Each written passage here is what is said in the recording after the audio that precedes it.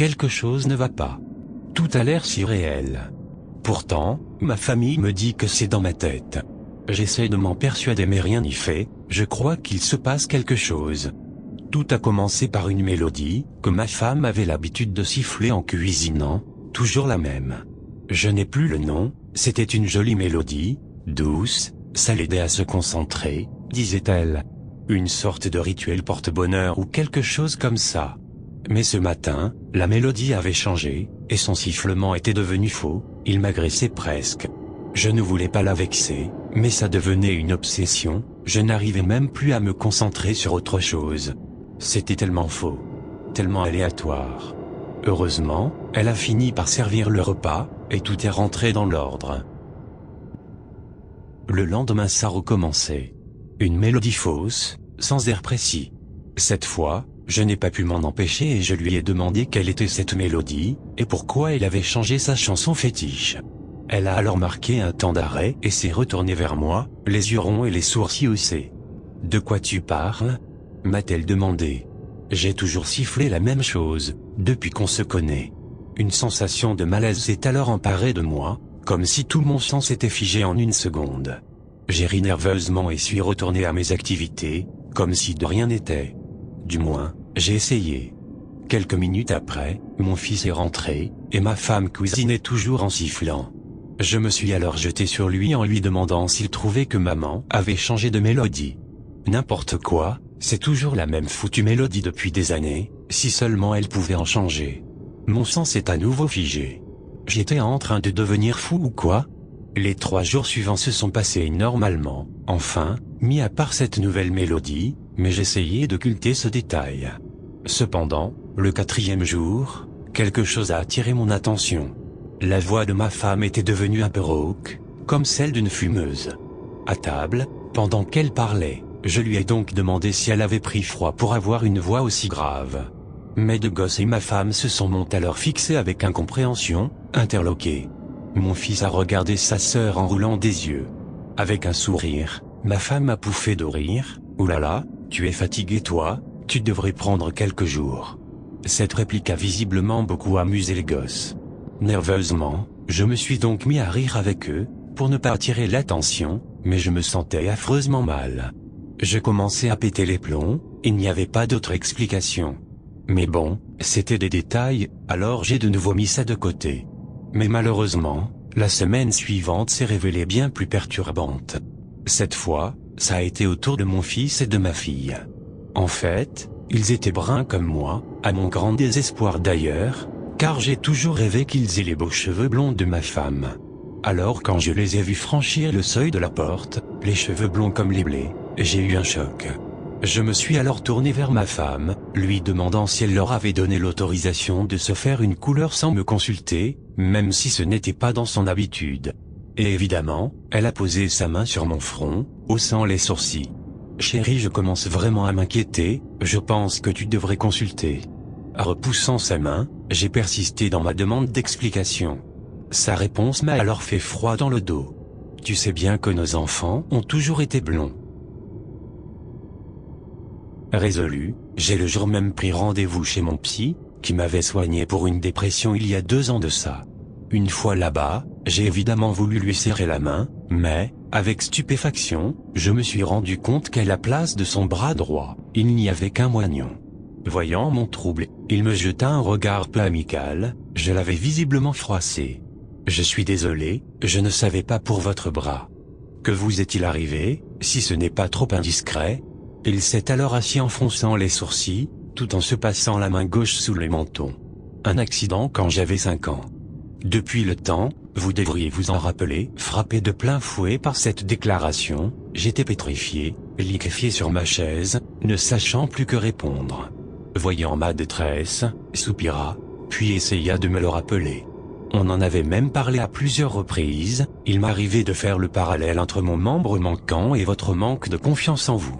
Voyant que cela ne m'aidait pas du tout, il a poursuivi, « Rappelez-vous, je vous disais qu'à chaque malheur, il y a une solution. » Mais rien n'y faisait. Je le voyais toujours me serrer la main au début et à la fin de chaque séance. Il était droitier et non pas gaucher, et était donc censé avoir sa main, bordel. Inquiété par mon état de confusion, il m'a prescrit un traitement. Pour lui c'était sans doute le stress qui parasitait mon esprit. Mais pour moi, c'était des conneries, je n'étais pas du tout stressé. Mais bon, c'était quand même lui le professionnel, alors j'ai pris mon traitement. 2 semaines plus tard, rien n'avait vraiment changé. Ma femme avait toujours cette voix rauque, sifflait toujours cette horrible mélodie, et mes gosses étaient toujours blonds. Mais au moins, rien ne s'était ajouté au tableau. Du moins, avant ce fameux après-midi où ma fille est revenue du collège.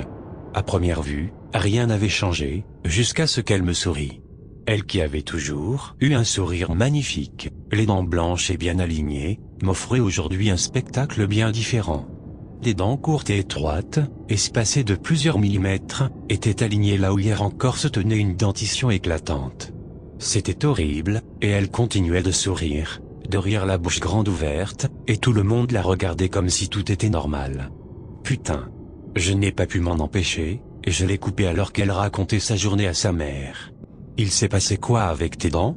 N'allez pas encore me dire que c'est normal. Tous étaient ébahis. Ma fille est alors tombée en sanglots, et a couru dans sa chambre, suivie de ma femme, qui m'a lancé un regard noir avant de disparaître dans la cage d'escalier. Seul mon fils était resté là à me fixer, l'air ahuri. C'est quoi ton problème depuis quelque temps? Tu sais bien qu'elle a une malformation depuis sa naissance. C'est déjà assez dur pour elle, et toi t'en rajoutes. Furieux, il s'est à son tour levé pour la rejoindre. Je me suis alors affalé sur le canapé, la bouche ouverte, les yeux dans le vide. Je devenais fou, j'avais l'impression d'être entouré d'étrangers. Un éclair m'a alors traversé l'esprit. Les photos. On avait des photos sur tous les murs de la maison, et des albums pleins dans le meuble du salon. Me levant d'un bond, j'ai commencé par aller voir celles des enfants accrochés sur le mur. Les larmes me sont montées aux yeux presque immédiatement. Leurs cheveux étaient plus blonds que jamais, et la bouche grande ouverte de ma fille abritait ses affreuses petites dents qui paraissaient presque affûtées, sur cette photo. C'est la dernière chose dont je me souviens avant mon malaise. D'après ma femme, j'ai perdu connaissance pendant presque 4 heures. Dès mon réveil, j'ai espéré que tout cela n'était qu'un mauvais rêve, que j'allais voir le beau sourire de ma fille et entendre la douce voix de ma femme d'ici quelques instants. Au lieu de ça je ne vis que mon fils, les bras croisés, assis sur le fauteuil à côté adjacent. Il me fusillait du regard.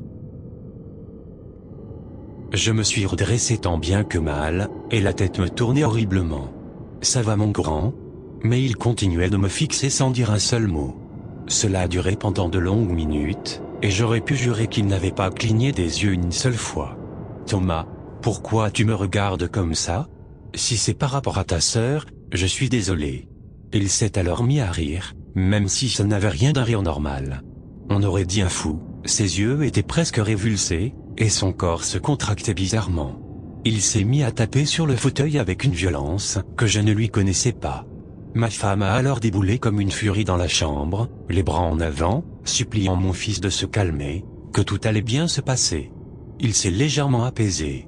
Au même moment, ma fille est arrivée en courant dans la chambre, les mains sur la tête. Putain, je suis désolé. Ma femme s'est alors retournée vers elle, furieuse.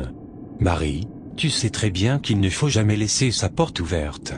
J'espère que t'es contente de toi. Elle a alors tenté de ramener mon fils, dont la bave coulait du coin de la bouche. Il me fixe toujours. Sans délicatesse, je me suis alors exclamé, c'était quoi ça?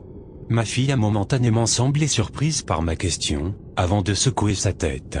Tu bosses tellement que tu ne te rends même pas compte de la situation. Elle m'a alors appris que son frère était autiste depuis toujours. Puis, sans un mot de plus, elle m'a laissé seule avec mon incompréhension. Depuis, j'en suis là, je vis avec une femme dont la voix m'est inconnue, une fille à la mâchoire difforme, et un fils autiste, assisté dans chaque tâche quotidienne par sa mère. Et moi je suis spectateur, tentant de ne rien laisser paraître face à ces inconnus. Je ne saurais dire si mon cerveau se déglingue ou si c'est quelque chose de plus compliqué que ça, mais en faisant quelques recherches je me suis rendu compte que je n'étais pas seul. J'ai recensé beaucoup de cas similaires aux miens.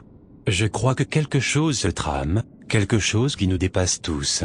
Alors faites attention autour de vous, repérez les moindres petits changements qui au départ peuvent vous sembler insignifiants. Soyez observateurs, car vous pourrez bientôt vous retrouver entouré d'étrangers.